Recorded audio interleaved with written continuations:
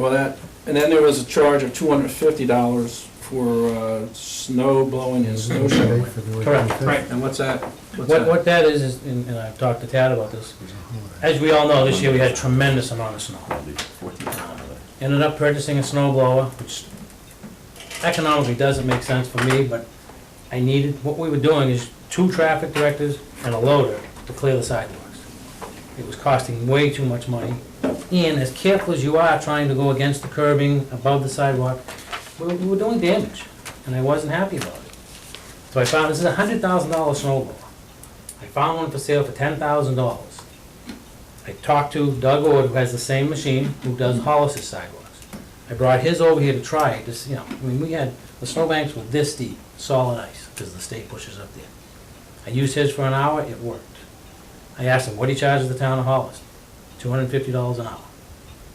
So I purchased the snow blower, brought it here. In my opinion, the most important time to have your sidewalks clear is in the wintertime. That's when they're mostly needed. I suspected that you had, I didn't know that you had that piece of equipment, just asking.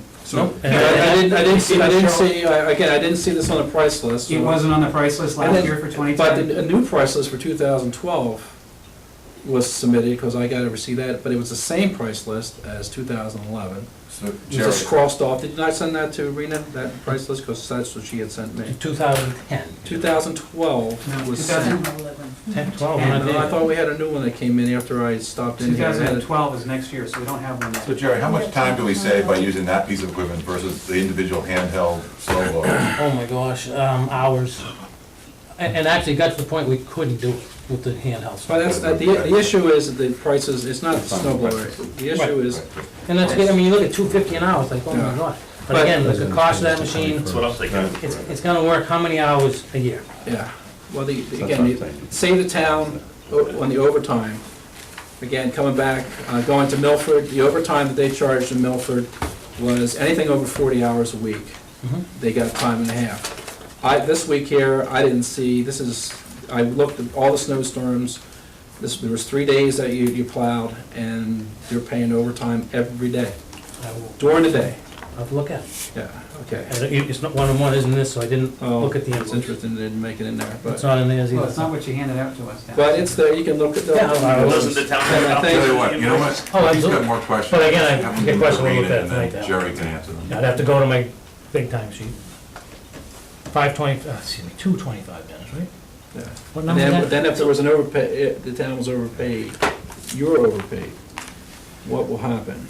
Okay, I guess from my own standpoint, and I'd be interested in other board members' opinions, the overtime topic itself, if Jerry's required to be paying his employees overtime, I don't see why we can't expect for a pass-through to the town.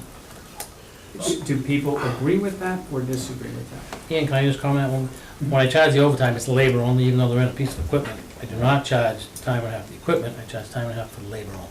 Which is what you're absorbing. Right. So, I would say, I understand the specific issues that you're bringing up, and I think that Jerry's addressing them. And I don't think if there's any charges that were not per our existing handshake policy or contract, that I'm sure that Jerry will figure that out. Absolutely. But I think that more importantly, we need to, this is, kind of goes to, as someone mentioned the topic later, we have to get it to the point where we have a formalized contract to manage expectations for Jerry, expectations for those who are going to receive and pay invoices, as well as expectation of service to the town. And that's kind of the thing that we don't have, so we're always going to be open to anybody coming here saying, hey, it started snowing, it's been 5 minutes, my road isn't plowed. You don't think that happens now? Well, I know, but the contract and the service expectations will all be at least agreed to The other thing too and is, codified, so I know a lot to of. his point, if he gets hit by a truck, We're we'll in big know what to trouble. go ask somebody else to come in and do. We're in big trouble. The other thing is, when Carl brought up a good point about the overtime, is, do your guys the majority of the time working for the town? In the winter, yes. So, that's just in this, but in the summer, we just not a plowing issue, obviously, but, so, I guess my concern was. There isn't any overtime in the summer, There isn't?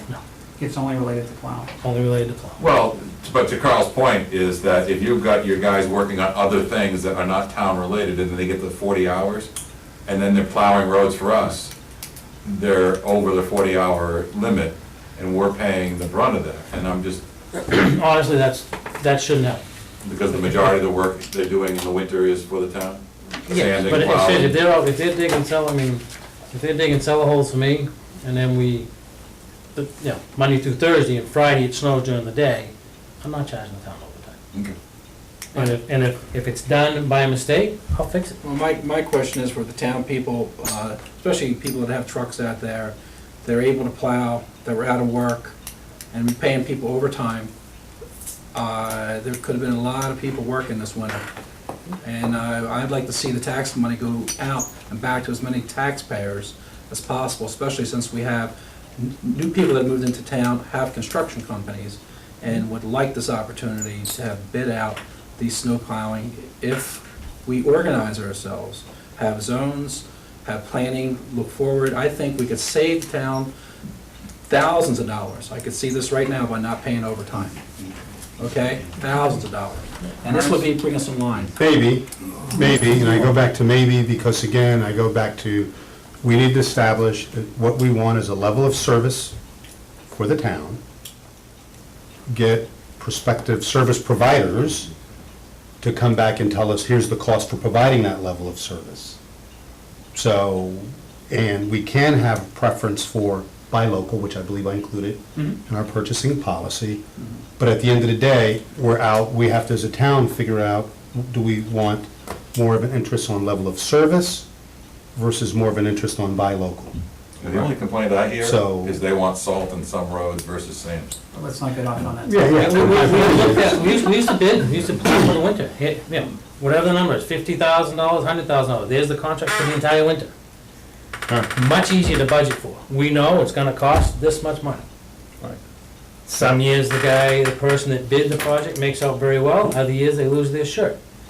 How's the service at the end of the year when they've lost their shirt? Well, you have to talk to the people who, I wasn't around when that did happen, but one year it was horrible. Do they show up to even plow when they're losing their shirts? Well, so that's the difference of buying local versus not, Well, because no, level of that's- service, a large regional company can absorb and smooth that out versus if it's Darrell snowplow and I sign up for a fixed price contract Right, and the gas prices. and the go up. gas price goes up, Right. the only person who suffers is Darrell, and to your point, Darrell might Darrell might decide, say, hey, I hey, can't you afford know, to do it." I'll go work at Walmart and I can have more money in my pocket at the end of the day. Right. Clarence, you've been, The road agent is an elected position, he gets paid nothing unless he does some work.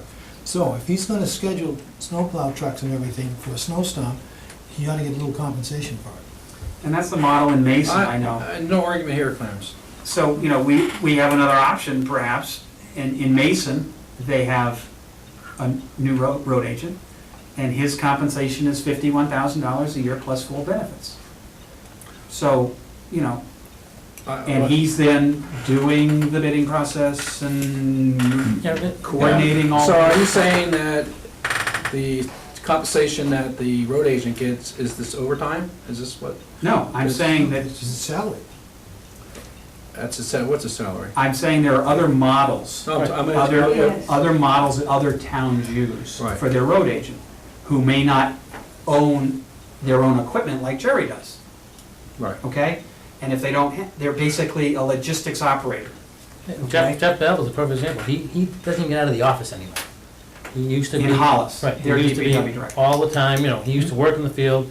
When Arthur left, Jeff stepped up into the director's position, or the road agent's position. He is now basically full-time in the office. He doesn't get out much at all. So So they the town- made that choice to, they feel Jeff's efforts are better. I So the spoke town to our Hollis, east- well, again, just in, And the town to our west have full-time road agent on the west, east is a DPW director. So you're looking at, $75,000 probably, No, DPW director in Hollis Hollis. makes 79,000 plus Okay. benefits. whatever. Okay, but it's a big number, and I kinda like the Brookline way at this point. I do. Don't know, because again, I go back to, how do we communicate to folks what the level of service is? Mm-hmm. And how do we make sure that everybody that's lined up, that we've lined up the adequate providers to meet that level of service? That's Let me what's give you an important. example of a level of service, and I've only been in town 22 years, but let me just give you an example of what happens as far as level of service in this town. There was a woman, and I won't mention the name, on Old Milford Road, and everybody knows Old Milford Road, it's one of the worst roads in the wintertime, okay? Well, she had an aneurysm in her brain, and the ambulance people got the call, they got toned, and it was a blizzard, okay? So, they couldn't get up the roads. It was like 3 or 4 o'clock in the morning, okay? They called this man right here at 3 o'clock in the morning, and you know what he did? He got up out of bed, drove the plow, plowed Old Milford Road, so the ambulance could get there to save the woman's life, okay? Now, if we sub the job out to someone who might be living in Amherst or Nashua with their plow, how long do you think it's gonna take them to plow the roads? Don't Okay? know. Okay, I like that level of service, and I know that it can be done. So, that was very good, commendable for you for doing that, Clarence. But typically in services, you look for predictability and repeatability. I understand, but you know what? You know, So- I think that, But you to your don't point, forget I that. agree with you saying that, what we do, and it needs, probably should be written down. I start plowing, there's 2 inches of snow on the ground. My guys are all on call. See, I didn't know that. Right. How would I have known that? But Exactly, Jerry, that's what I'm saying. Good Jerry, point. do you have a policy, don't you have a snow policy that, or there was a? There was, but at one time, Okay. absolutely.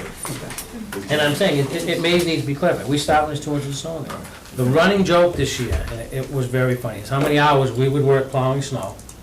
Vinnie Kasanjian works for the state. We would be out 15 hours. He would be out no less than 26 to 34 hours. Because they call them, at the first snowflake. He hates it because he spends more time sitting in the barn than he does plowing. So I think, the way we run it, we get out there, we get it done. We are very efficient, I feel. My guys have been plowing for me for a long time. They all know their routes. They do a good job. Jerry, while you're talking Wait a about the second, I process. gotta, Jack, Helen's been patient in fact. What I wanted to say was the majority of Jerry's employees live in Brookline, so when they get called, they can get there, really quickly. And I think they do a wonderful job, And while we're talking about plowing, Jerry, is and they're dependable. when the school calls at, 5 o'clock in the morning, 4 o'clock in the morning, about whether or not the kids need to go to school, who do they call? Well, we call me and Jeff, and the police. And you're out there plowing the roads so the school buses can get to the kids. Yeah. And you're the one that basically says the roads are either safe or not safe, right? We make an In informed, everybody makes an informed, I give them information, and we all make a decision together on what's the best for the children. In the interest of time, we had a road agent, a policy on road agent that had been signed off on in 2004, and I guess again in 2008. Jerry, you had suggested that we have this or some other policy reviewed and signed off on annually between you or the road agent and the board of selectmen. Is the board interested in using this as a starting point for that document? Or is there a desire to have something different? I'm good with starting with that. If we could get Jerry, because he kind of just said a couple things I wasn't aware of, is what the level of service is. If he could add that to it, so that we'll know when that was drafted up, what is he using to guide what he's doing? Because again, that goes back to what the town expects. Right. Because that's what we're gonna say we're taking their tax money to buy. No, and And if they expect more, it's gonna cost more. If Okay. they expect less, it'll cost less.